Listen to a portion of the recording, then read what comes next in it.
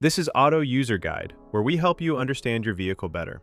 Today we are covering all information related to major engine services for the Nissan Sentra 2020 to 2026 models. Service intervals. Engine oil needs to be changed every 7,500 to 10,000 miles, which comes out to around 12,000 to 16,000 kilometers. If you drive in tough conditions or put a lot of load on your engine, sticking to the lower end of that range is the better call. Engine coolant has a much longer life. The first replacement comes at around 105,000 miles. After that, it needs to be swapped out every 30,000 miles going forward. It keeps your engine temperature in check, so keeping it fresh is something you don't want to skip. Brake fluid should be replaced every 3 years, or somewhere between 30,000 and 45,000 miles, whichever one comes first. Over time, it absorbs moisture, and that slowly reduces how well your brakes respond.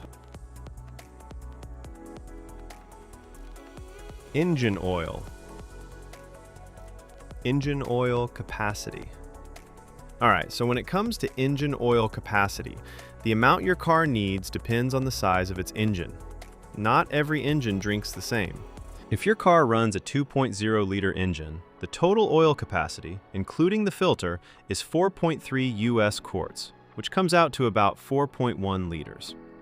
That's your number every time you do an oil change. Now, if your car has a bigger 2.5-liter hybrid engine, it's going to need a little more. The capacity there, again including the filter, goes up to 5.8 US quarts, or roughly 5.5 liters. Recommended engine oil. Now let's talk about which engine oil you should be using. The recommendation is to go with a genuine engine oil, or any good quality commercial engine oil, if it matches the right type and viscosity for the temperature in your area. That last part matters more than people realize. The oil that works well in a cold climate isn't always the best choice for somewhere hot, so always check the viscosity chart and pick accordingly. On the topic of synthetic oil, you can use it. Synthetic motor oil is perfectly fine as long as two things check out. It carries the API certification seal, and it matches the viscosity grade your engine calls for. If both boxes are ticked, you're good to go. Change engine oil and oil filter.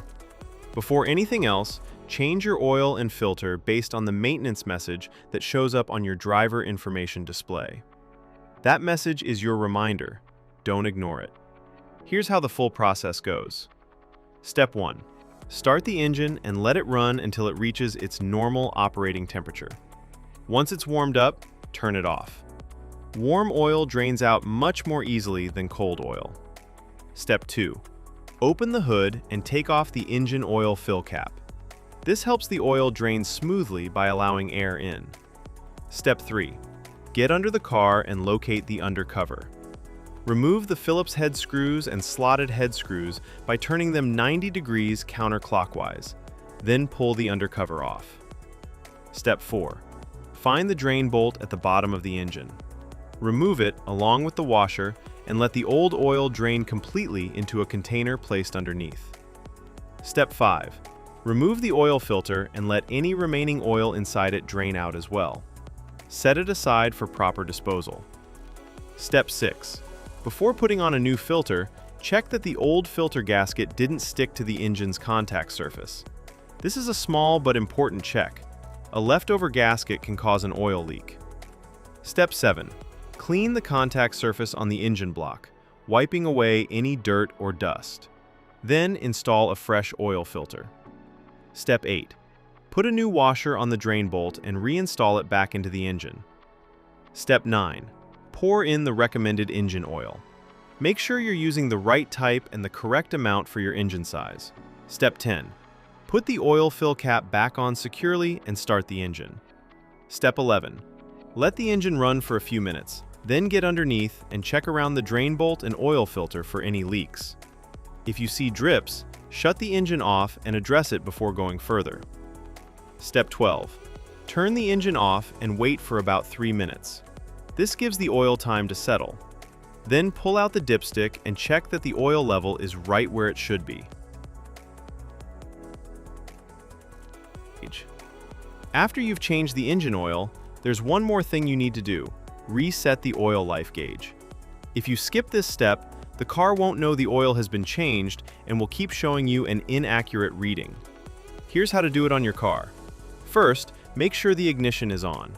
You don't need to start the engine, just press the start button without pressing the brake pedal so the system powers up. Next, go to your driver information display and navigate to the vehicle information menu. You'll find an option that shows your current oil life percentage. Once you're on that screen, press and hold the selection button, usually the one on your steering wheel, for about 10 seconds. The oil life indicator will start to blink, which means it's ready to be reset. While it's blinking, press and hold the button again. The display will reset back to 100%, confirming that the system now recognizes the fresh oil. Once you see 100% on the screen, you're done. The gauge has been successfully reset. After that, go ahead and start the engine normally. Let it run for a moment and confirm that no warning lights related to the oil are showing up on the dashboard. Now we're moving on to coolant and fluid specifications. Keeping your coolant at the right level is just as important as your engine oil. It keeps your engine from overheating and running into serious problems. Engine coolant, radiator. Before you touch anything, make sure both the engine and the radiator are completely cool. Never open the radiator cap on a hot engine. The pressure inside can cause boiling coolant to spray out and burn you. Once everything is cool, place your hand on the radiator cap and turn it just 1/8 of a turn counterclockwise. This releases any built-up pressure inside the cooling system. Give it a moment to settle. Now push the cap down and continue turning it counterclockwise to fully remove it. Look inside and check the coolant level. It should be right up to the base of the filler neck. If it's sitting lower than that, go ahead and top it up with the correct coolant. Once the level is good, place the radiator cap back on and tighten it fully. Make sure it's secure before you close the hood. Engine coolant, reserve tank.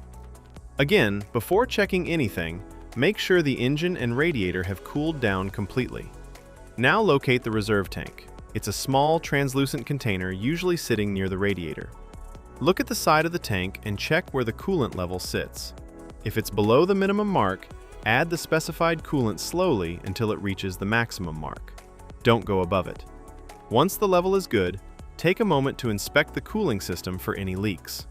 Look around the hoses, the radiator, and the reserve tank itself. If you notice any drips or wet spots, that's something that needs attention before you drive the car. Now, let's talk about replacement of brake fluid. Checking your brake fluid is straightforward. On the side of the brake fluid reserve tank, you'll notice two markings, a minimum and a maximum line. Your fluid level should always be sitting somewhere between those two marks. If the level is at or near the minimum mark, you need to top it up. Don't let it drop below that line. Low brake fluid can affect how your brakes respond, and that's not something you want to find out about while you're driving. At the same time, don't overfill it past the maximum mark either. Just keep it in between and you're in good shape. One thing worth mentioning for those driving a manual transmission model, your brake fluid reserve tank also takes care of the clutch fluid. It's the same tank serving both systems. So, as long as you're keeping the brake fluid level between the minimum and maximum marks like we just discussed, you don't need to check the clutch fluid separately. It's already covered. Tire rotation schedule. Tire rotation is one of those maintenance steps that people often overlook, but it makes a real difference in how long your tires last. Generally, you should be rotating your tires every 5,000 to 10,000 kilometers. If your vehicle manufacturer recommends a different interval, go with that instead. Tires without rotation marks. The diagram on screen shows the rotation pattern for tires without rotation marks. These are also called non-directional tires. Because they don't have a fixed direction of rotation, you have more flexibility in how you rotate them. In this pattern, the front left tire moves straight back to the rear left position, and the front right tire moves straight back to the rear right position. Then, at the next rotation interval, the rear tires cross over, the rear left moves to the front right, and the rear right moves to the front left. This cross-rotation method spreads the wear more evenly across all 4 tires, which helps them last longer overall. Tires with rotation marks. The diagram on screen now shows the pattern for tires with rotation marks, commonly known as directional tires. You'll notice an arrow on the sidewall of these tires, and that arrow tells you which direction the tire is meant to spin. It only works one way. Because of that, you can't cross these tires from one side of the vehicle to the other. The rotation here is simpler. Tires just swap between front and rear on the same side. The front left goes to the rear left comes up to the front left, and the exact same thing happens on the right side.